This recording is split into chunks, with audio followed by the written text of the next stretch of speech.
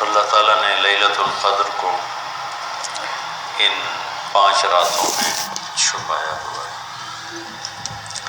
پہلے یہ تعیین کے ساتھ مقرر ہو کر آ رہی تھی۔ آپس کے جھگڑے ایسی نحوست ہیں کہ آپ خیمے سے باہر آئے، 2 صحابہ آپس میں ان کی کوئی تلخی ہوگی، ان کی آوازیں اونچی ہوں گی، جھگڑا بڑھ گیا تو آپ نے باہر تشریف لا کے فرمایا کہ میرے اللہ نے مجھے شب قدر بتا دی تھی کہ فلاں رات ہوا کرے گی، لیکن تم لوگوں کے جھگڑے کی وجہ سے اللہ تعالیٰ نے اس کو اٹھا لیا اور چھپا دیا، اور اب تم اسے طاق راتوں میں تلاش کرو، 21 میں، 23 میں، 25 میں، 27 میں، 29 میں اس کو تم تلاش کرو۔ آپس کا اختلاف صحابہ کا تھا، 2 صحابی آپس میں کس بات پہ الجھ گئے پتہ کوئی نہیں۔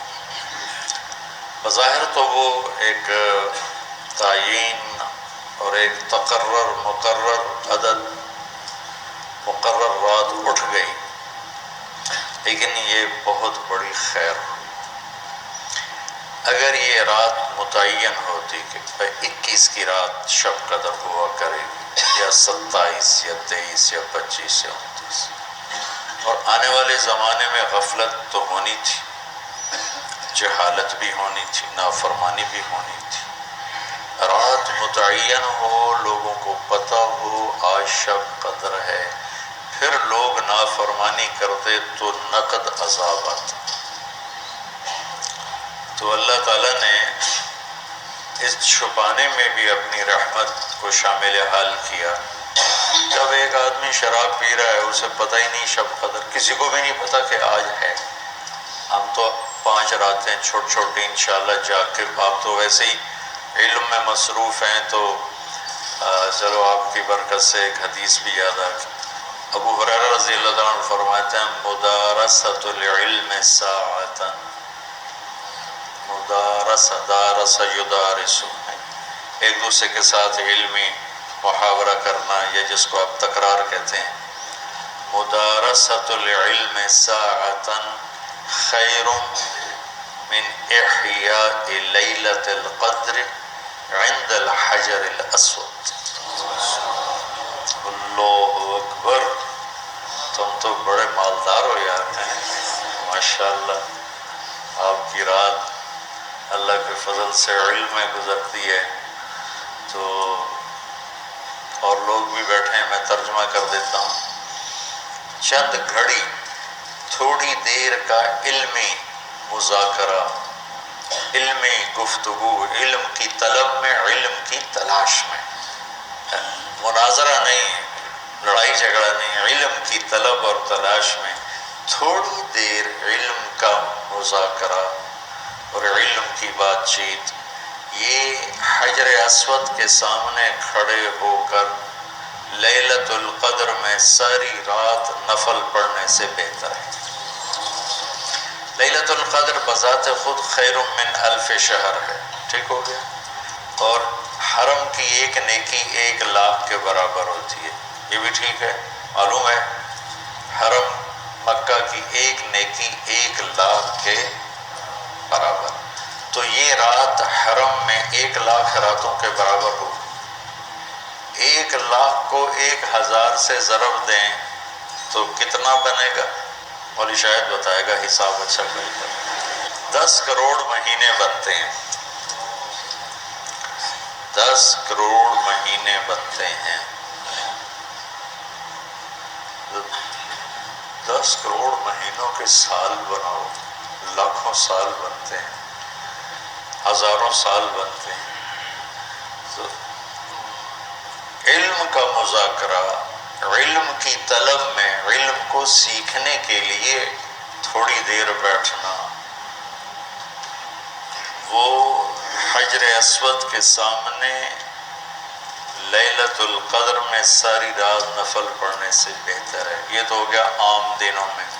جب یہ علم کی طلب رمضان میں ہو تو ہر عمل پہلے ہی 70 گنا بڑھ جاتا ہے، فرض علم کی طلب تو فرض ہے، تو فرض 70 گنا ہو جاتا ہے، نفل فرض بن جاتا ہے، تو اس کو ملٹی پلائی کرنے کے لیے کوئی کمپیوٹر بھی کام نہیں دے گا۔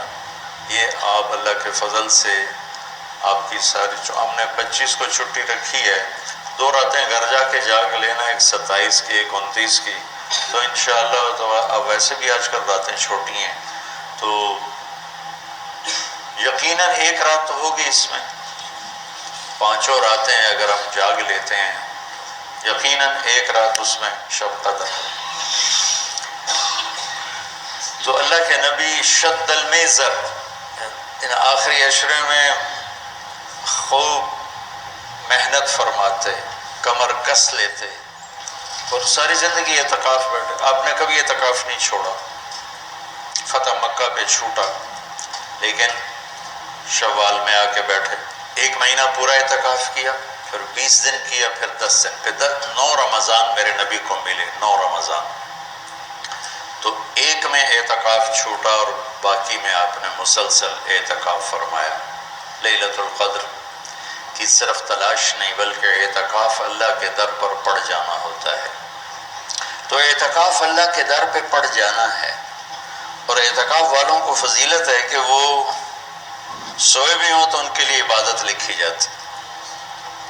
باقی ہمارے جیسے لوگ تو نفل پڑھیں گے تو عبادت لکھی جائے گی، قرآن پڑھیں گے تو عبادت کا اجر لکھا جائے گا، اور اعتکاف والا سویا بھی ہو تو قلم اس کا چلتا رہتا ہے۔ اللہم لک الحمد کما انت اہلہ فصلی علی محمد کما انت اہلہ وفعل بنا ما انت اہلہ انک اہل التقوی و اہل المغفرہ۔ یا اللہ آخری عشرہ شروع ہو چکا ہے، تیری مغفرت کا، جہنم سے خلاصی کا ہے، ساری امت محمد کو جہنم سے نجات عطا فرما دے، ساری امت محمد کو جہنم سے نجات عطا فرما دے، ساری امت محمد کو جہنم سے نجات عطا فرما دے، پوری دنیا انسانیت کو کلمہ نصیب فرما دے، پوری دنیا انسانیت کو کلمہ نصیب فرما دے، پوری دنیا انسانیت کو کلمہ نصیب فرما دے۔ جو تیرے علم میں فرعون ہیں، شداد، حامان، قارون ہیں، ان کے وجود سے دھرتی کو پاک فرما دے، اور اسے امن کا، عزت کا، آبرو کا، شرم و حیا کا گہوارہ بنا دے۔ پورا عالم بے حیائی کی لپیٹ میں ہے، کفر کی لپیٹ میں ہے، میرے مولا اسے تو حیا کی چادر پہنا دے، ایمان کا نور عطا فرما دے۔ یا اللہ تیرے بندے جتنے اعتکاف میں بیٹھ چکے ہیں ان سب کے اعتکاف کو قبول فرما اور ذریعہ ہدایت فرما۔ حرمین میں جتنے تیرے بندے بندیاں اعتکاف میں بیٹھے ہیں ان کے اعتکاف بھی قبول فرما اور ذریعہ ہدایت فرما۔ یا اللہ تو ہماری یہ چھوٹی سی ایک کاوش، ایک حقیر سی کوشش، اسے بھی یا اللہ قبول فرما اور اسے ذریعہ ہدایت بنا۔ یہ قرآن سے ہمارے دلوں کو جوڑ دے، سیرت سے ہمارے دلوں کو جوڑ دے۔ یا اللہ اپنے محبوب کی مبارک زندگی ہمارے سامنے کھلی کی کتاب کی طرح کر دے، اور ہر عمل کو اپنے محبوب کے یا اللہ نور کی روشنی میں دیکھنے کی توفیق عطا فرما۔ پوری امت میں یا اللہ سیرت حاوی فرما، پوری امت میں یا اللہ اپنے محبوب والے اخلاق زندہ فرما، بد اخلاقی سے ہماری حفاظت فرما۔ میرے دیس کو چوری ڈاکے سے بچا، ظلم و ستم سے بچا، قتل و غارت سے بچا، جھوٹ فراڈ سے بچا، سود اور رشوت سے بچا، یا اللہ ملاوٹ اور کھوٹ سے بچا۔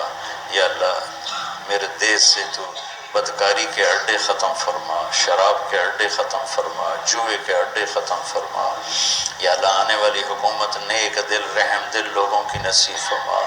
ہمیں یا اللہ ایسے لوگوں کے حوالے نہ فرما جو بددیانت ہوں، جو دھوکے باز ہوں، جو مفاد پرست ہوں۔